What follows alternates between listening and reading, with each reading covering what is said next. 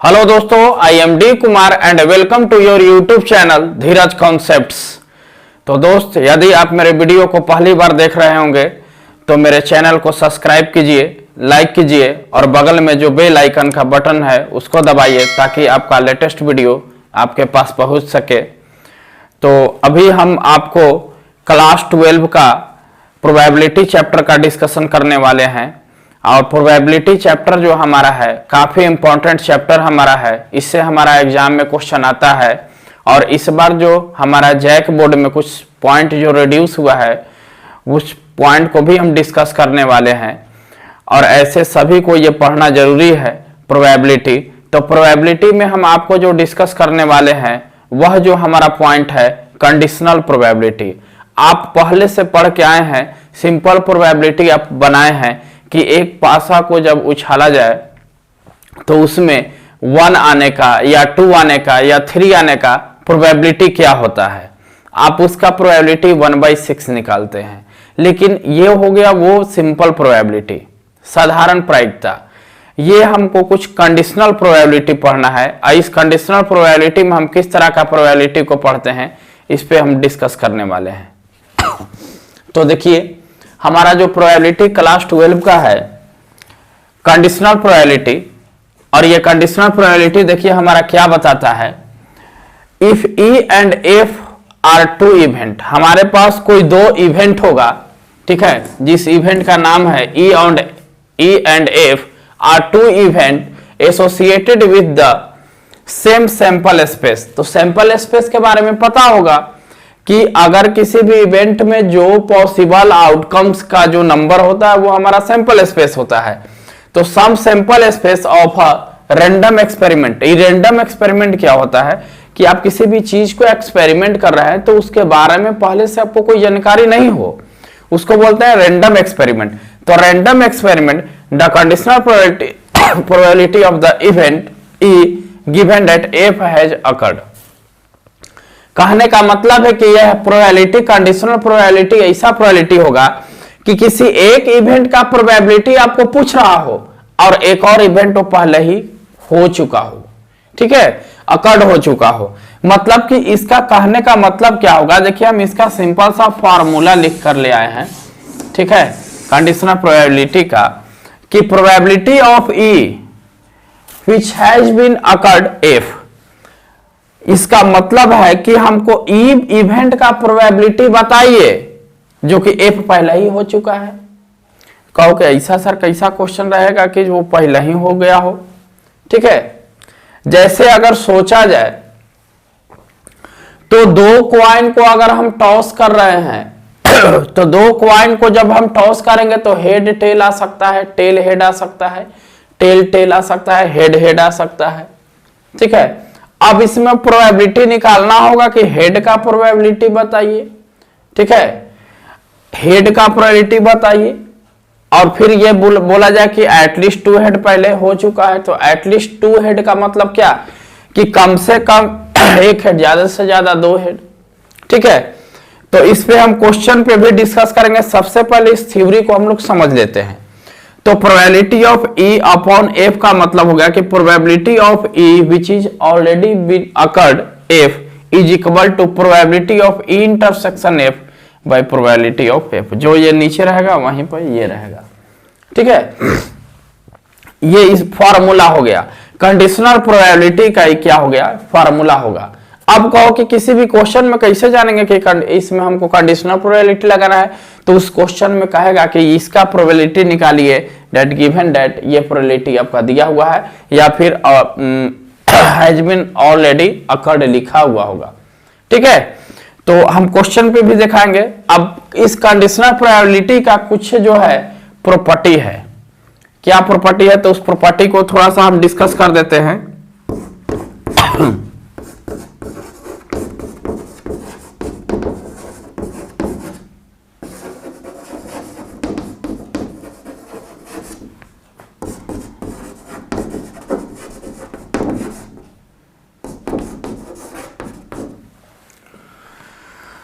Conditional probability, तो conditional probability का जो हमारा सब फर्स्ट प्रोबेबिलिटी होता है कि probability of sample space S upon E is equal to 1। अच्छा, मान लीजिए कि इसको हम 1 कह दिए। हमारे पास E एंड F कोई दो इवेंट है, ठीक है। तो अगर हम probability of E upon F, S for sample space, इसका मतलब कि sample space S is equal to जितना है इसी में तो E और F घटना होगा। सैंपल स्पेस से ही तो हमारा घटना निकलता है। मान लिया जाए कि अगर हमको क्वेश्चन ये कह दे कि दो कॉइन टॉस कर रहे हैं तो दो कॉइन टॉस करने के बाद सैंपल स्पेस क्या बनेगा? H H, H T, T H and T T, यही बनेगा। ये पूरा मेरा सैंपल स्पेस हो गया। अब इसमें हम दो घटना बनाते हैं। पहला ई घटना हो गया, ई हमारा इवेंट है, बोलेगा कि एटलीस्ट वन हेड।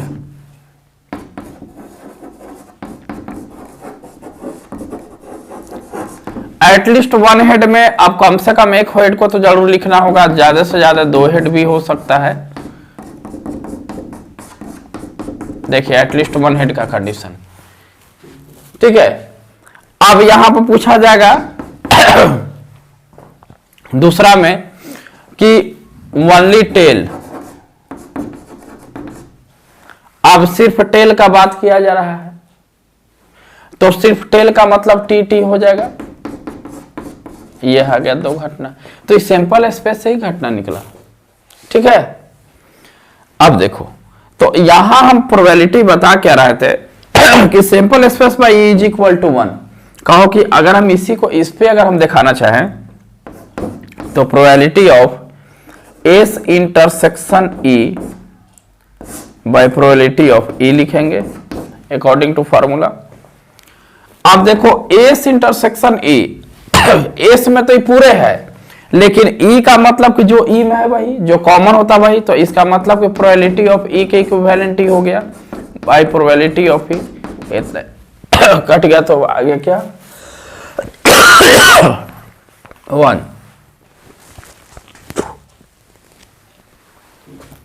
1 आ गया, है ना। तो ये हमारा जो हो गया फर्स्ट प्रॉपर्टी हो गया। इसका मतलब कि अगर हम ये भी लिख सकते हैं कि probability of F by F is equal to 1, probability of E upon E 1, ठीक है। तो ये कंडीशनल प्रोबेबिलिटी हो गया, ठीक है। तो आप इसका स्क्रीनशॉट लीजिए। हम दूसरा, चलिए प्रॉपर्टी नंबर 2।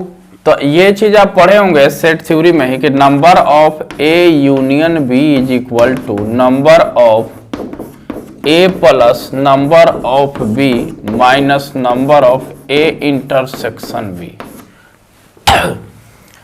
इसी का हेल्प लेके हम दूसरा प्रॉपर्टी का हम बताने जा रहे हैं। तो दूसरा प्रॉपर्टी जो हमारा है probability of A union B upon, और यहां पे कोई हम इवेंट ले लेते हैं ई, ठीक है। ऐसा भी हमारा प्रोबेबिलिटी कहेगा A union B upon E. अब इसका हमको निकालना है तो क्या लिखेंगे? Probability of A by E plus probability of B upon E minus probability of A union B by E. ये फॉर्मूला हो गया, ठीक है। Sorry, intersection. अब यहां कंडीशन क्या होता है कि कभी कभी हो सकता है कि ये दो इवेंट ए और बी जो इवेंट है हमारा, ये ए एंड बी ये बोल देगा कि ये जो है डिसजॉइंट इवेंट है। अब डिसजॉइंट इवेंट कहने का मतलब कि A intersection B is equals to 5। अब A intersection B is equal to 5 तो probability of A intersection B is equal to 0। अगर ये पार्ट हमारा यहाँ पे अगर 0 मिल रहा है तो फिर अगर यहाँ पे अगर A and B disjoint event हो जाए तब तो हम यहाँ से probability of A union B which has been already been occurred E is equal to probability of A upon E plus probability of B upon E ही लिखेंगे, क्योंकि तो 0 हो गया। तो ये म्यूचुअली एक्सक्लूसिव के कंडीशन पे ये काम कर लेंगे, ठीक है। इसके बाद हमारा जो थर्ड प्रॉपर्टी है,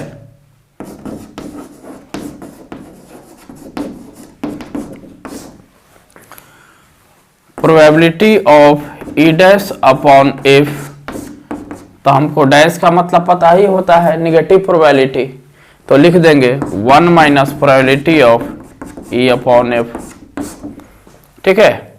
इस चीज को आप दिमाग में रखिएगा।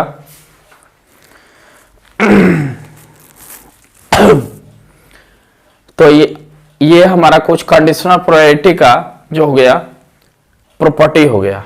अब कुछ क्वेश्चन को देखते हैं। तो देखिए एक क्वेश्चन को उठाते हैं एनसीईआरटी बुक से हम, और हम लोग बनाएंगे। देखिए एक हमारे पास क्वेश्चन है, यहां बोल रहा है कि if probability of event A is equal to 7/13, probability of event B is equal to 9/13 and probability of A intersection B is equal to 4/13, तो probability of A which has been occurred B equals to what. तो हमको अब पता हो गया। अगर ये देखो इस टाइप का क्वेश्चन ऑब्जेक्टिव में आ जाएगा, ठीक है। इस टाइप का क्वेश्चन क्या ऑब्जेक्टिव में, तो अब यहां से हमको पता है कि A अपॉन B का हम पढ़े हैं को कंडीशन कि probability of A which has been occurred B is equal to probability of A intersection B upon probability of B, ठीक है। तो यहां से अब तो कहो कि probability of A intersection B का वैल्यू दे रखा है 4/13 बाई प्रोबेबिलिटी ऑफ B का वैल्यू यहां से 9/13, 13 कैंसिल, तो हमारे पास आ गया 4/9। ये हमारा क्या हो गया, आंसर हो गया, ठीक है। आंसर के फॉर्म में हमारा क्या होगा 4/9। तो आप इसको स्क्रीनशॉट लीजिए। एक और क्वेश्चन हम लिखते हैं। चलिए देखिए एक और कंडीशनल प्रोबेबिलिटी से हम क्वेश्चन लेकर आ गए हैं आपके पास, और देखिए इसमें कंडीशन क्या है। इस क्वेश्चन का हम लोग सॉल्यूशन पे आएंगे। ऐसा ही क्वेश्चन हमको कंडीशनल प्रोबेबिलिटी, अब कंडीशनल प्रोबेबिलिटी का क्वेश्चन को कैसे पहचानेंगे ये भी जानना आपको जरूरी है। कह रहा कि फैमिली हैज 2 चिल्ड्रेन, एक परिवार में मात्र 2 बच्चे हैं, ठीक है। लड़का है चाहे लड़की भी हो सकती है, वो बच्चा है। A family has 2 children, what is the probability that, देखो what is the probability that both the children are boy. तो हमको पूछा किसका, both the children are boy, इसका प्रोबेबिलिटी पूछा। गिवन दैट जो पहले ही हो चुका है, हो गिवन दैट जहां रहेगा या हैज बीन अकर्ड रहेगा। Given that at least one of them is a boy, ये कंडीशन हो चुका है मेरा, ठीक है। ये कहानी हो चुका है। तो अब सबसे पहले हम क्या करते हैं, एक सैंपल स्पेस बनाते हैं कि भाई उस फैमिली में अगर 2 बच्चे हैं तो वो कैसे, तो हो सकता है कि दोनों बच्चा बॉय ही हो, बी, या फिर एक बच्चा बॉय तो दूसरा गर्ल, जी फॉर गर्ल, या पहला गर्ल तो दूसरा बॉय, या फिर दोनों गर्ल। एक फैमिली में बस यही कंडीशन अप्लाई हो सकता है बच्चा के बारे में। बी का मतलब हो गया बॉय और जी फॉर गर्ल। तो या तो उसमें दोनों बच्चा बॉय होगा या फिर दोनों गर्ल हो जाएगा, या बॉय गर्ल या गर्ल बॉय। तो हमारे पास जो सैंपल स्पेस बना कुछ इस तरह से बन गया। अब हम इवेंट को लेंगे, सपोज लेट कर लिए, लेट ई एक इवेंट, यह इवेंट क्या होगा जी, तो what is the probability that both children are boy. तो इवेंट क्या हम लेट करेंगे, both the children are boy. और एक और इवेंट लेंगे, इसमें क्या इवेंट होगा, तो at least one of them is a boy, माने एटलीस्ट बॉय। अब इससे रिलेटेड अगर हम यहाँ पे अगर हम इसका ये सैंपल स्पेस बनाए तो both the children are boy, दोनों बच्चा, तो बोथ द चिल्ड्रन में खाली बी होगा, दोनों बच्चा बच्चा ही होगा, दोनों जो आपका बच्चा है वो दोनों चाइल्ड जो है वो बॉय होगा। तो सिर्फ यही कंडीशन हमारा मिल सकता है बी का at least one of them is boy, कम से कम एक लड़का, नहीं तो फिर दोनों लड़का, लेकिन उसमें लड़की नहीं। तो तब इसके लिए कंडीशन हम यहाँ क्या लेंगे, बी भी हो सकता है, बी जी भी हो सकता है और जी बी भी हो सकता है, लेकिन ये वाला नहीं होगा। ठीक है, अब ये करने के बाद देखिए हम क्या किए, both the children are boy, यहां पे दोनों बॉय, ठीक है, at least one of them is boy, तो एटलीस्ट वन में देखिए कम से कम एक लड़का जो है बॉय होना चाहिए, ज्यादा से ज्यादा दो लड़का, तो यहां से हमको दो इवेंट निकल के आ गया। ठीक है, अब इस इवेंट का प्रोबेबिलिटी निकालेंगे, क्योंकि हमको यहाँ पे कंडीशनल, हम पढ़ रहे हैं कंडीशनल प्रोबेबिलिटी का क्वेश्चन, तो हम यहां पे क्या करेंगे कि अगर हम number of E intersection F निकालते हैं तो नंबर ऑफ इंटरसेक्शन एफ क्या होगा, तो जो दोनों में हो तो ना बी, इसका मतलब नंबर ऑफ इंटरसेक्शन बी या हमारा आ गया। ठीक है, अब हमको प्रोबेबिलिटी किसका पूछ रहा है, तो प्रोबेबिलिटी कह रहा है कि what is the probability that both children are boy, दोनों लड़का, ठीक है, बोथ चिल्ड्रन आर बॉय, दोनों बच्चा लड़का हो, तो यहां पर बोथ चिल्ड्रन आर बॉय, इसका मतलब probability of E which has been already been occurred F, ये पूछा जा रहा है। ठीक है, तो इतना इज इक्वल टू होता क्या है, तो इतना इज इक्वल टू हम फार्मूला पढ़ा है, probability of E intersection F by probability of F. अब पी ई इंटरसेक्शन एफ हमारा क्या होगा, तो अब यहां से निकालिए, तो ये जो इवेंट होता क्या है, तो subset of the sample space, event हमारा क्या होता है, एक सैंपल स्पेस का सबसेट होता है। तो अब यहां पे अगर हम ये प्रोबेबिलिटी ऑफ ई, यहां पे अगर इवेंट ई का प्रोबेबिलिटी फाइंड करना चाहें तो यहां पर सैंपल स्पेस कितना है 1 2 3 4, तो ये कितना आ जाएगा 1/4। अगर हम एफ का प्रोबेबिलिटी निकालना चाहे, प्रोबेबिलिटी ऑफ एफ, तो आ जाएगा 3/4। ठीक है, अब यहां पे देखिए अगर इन दोनों, अब इसका प्रोबेबिलिटी निकालना चाहेंगे, probability of E intersection F, तो ये कितना है, एक तो है, तो 1/4। तो अब यहां पे वैल्यू पुट करेंगे 1/4 बाई, अब प्रोबेबिलिटी ऑफ एफ कितना आया है, तो 3/4, 4 कैंसिल, 1/3। ठीक है, क्या गया 1/3, ये हमारा क्या हो गया, आंसर हो गया।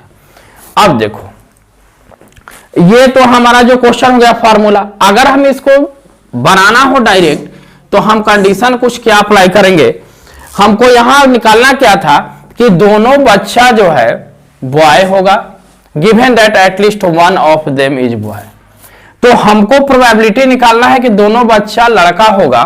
ठीक है, जो कि कम से कम एक लड़का है, गिवन दैट हो चुका है, तो probability of E which has been already been occurred F.